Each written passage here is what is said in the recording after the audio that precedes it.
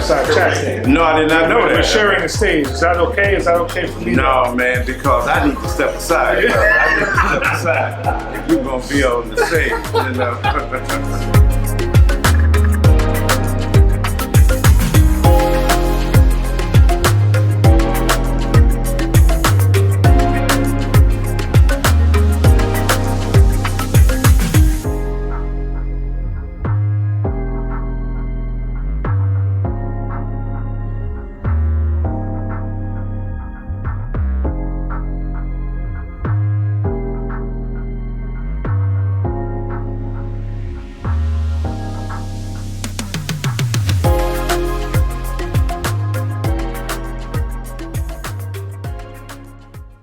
And we're honored to first be Westchester County Executive George Latimer. So much has happened in 1 year, and so much more is going to happen in the years to come. I'm thanking you, all the members, for being a part of this. We want to continue to grow with your support. Thank you to our fabulous board who have been helping us, supporting us, and getting us through.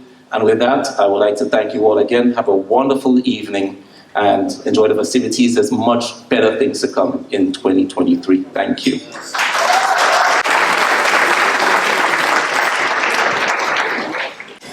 During our first year, we hosted approximately 50 events focused on education, access to capital, and building a robust and sustainable network.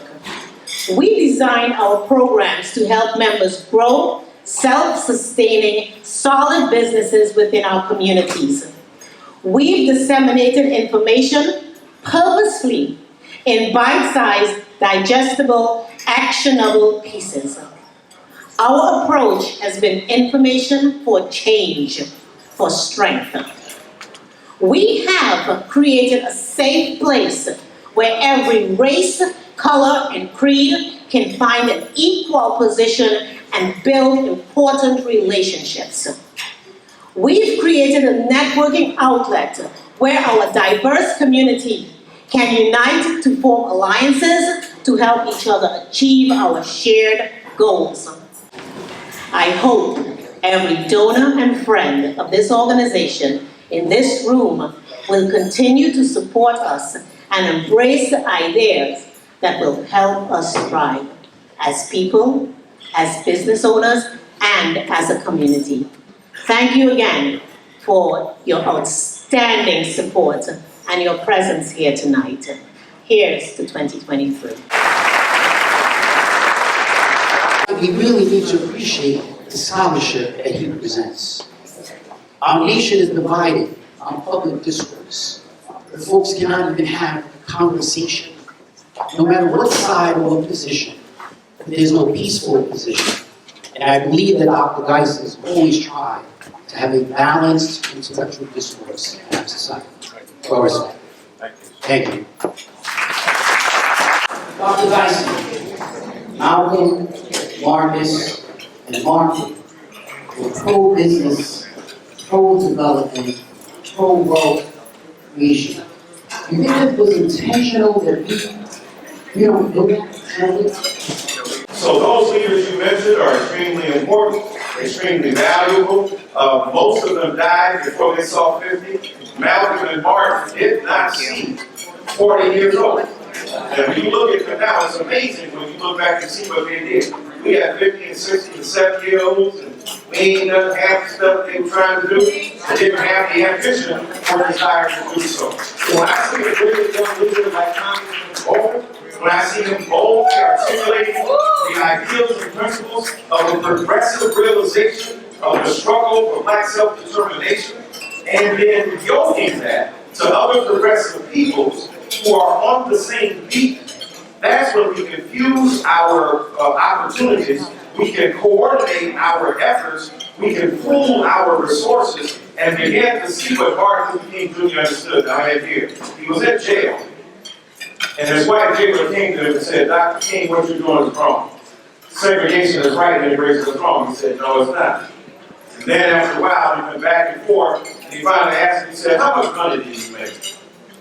And then when that poor white jailer told him, he said, my God, you need to be out here marching with us. And so the point is, if we can overcome the antipathy And the anti-blackness that has been deposited into the collective psyche unconsciously of so many white brothers and sisters, if you can imagine the potential that we would have to come together in unions, in teachers' hall and teaching halls, in the educational systems of America, if we could join what the unions are doing in trades and crafts, and then black and brown and red and yellow people come together, we would be able to transform America in a minute.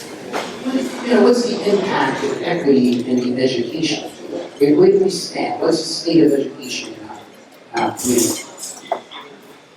So unfortunately, there is no equity in our education space at the moment, at least not at the level it needs to be. We continue to fund schools based mostly on local property taxes. And if you live in communities that have been redlined and devalued, your schools are going to receive less money per pupil than schools in wealthier communities.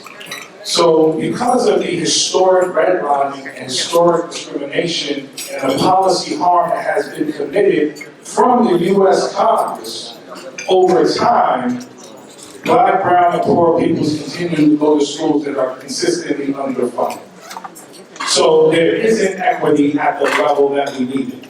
One of the reasons why we introduced the Green New Deal for public schools is so the federal government can quadruple Title I funding in Title I schools. And so that we can finally begin to fund special education and innovation at the level that's needed for the 21st century economy.